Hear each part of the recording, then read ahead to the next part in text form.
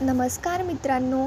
ठरलं तर मग या मालिकेच्या इंटरेस्टिंग एपिसोडमध्ये तुम्हा सर्वांचे अगदी मनपूर्वक स्वागत. महिपत आणि नागराजने ठरवलेलं असतं की काही जरी झालं तरीसुद्धा जेलमधनं पळून जायचं आणि आपल्याला सरळ मार्गाने इथनं बाहेर जरी नाही काढलं तरीसुद्धा आपण इथनं पळून जायचं. जयेशने संतोष लांडगेचं स्केच बनवून घेतलेलं असतं. इन्स्पेक्टर साहेबांना स्केच दिलेलं असतं.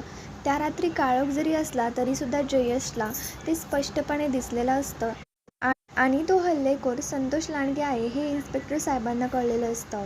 त्याच्यानंतर सायली आणि अर्जुनमध्ये चर्चा सुरू असते की आपण नेमकं आता काय करायचं. संतोष लांडगे हा जेलमध्ये आहे.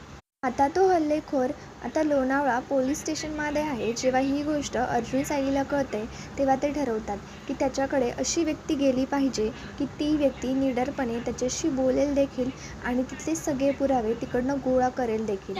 त्यांच्या तिघांच्याही नजरेमध्ये अशी ती व्यक्ती असते की जी कोर्टामध्ये माझ्याशी वाद घालायचा नाही आणि कोर्टाबाहेर माझा नाद करायचा नाही अशी ती मुलगी. म्हणजेच की त्यांच्या नजरेमध्ये असते ती ऊर्जा शिंदे. आता ऊर्जा तिथे जाऊन सर्व पुरावे गोळा करून आणणार का? अर्जुन सायलीला नेमके ऊर्जा काय मदत करणार हे आपल्याला पुढील इंटरेस्टिंग एपिसोडमध्ये कळणारच आहे. ते पाहण्यासाठी आमच्या चॅनलला लगेच सबस्क्राईब करा.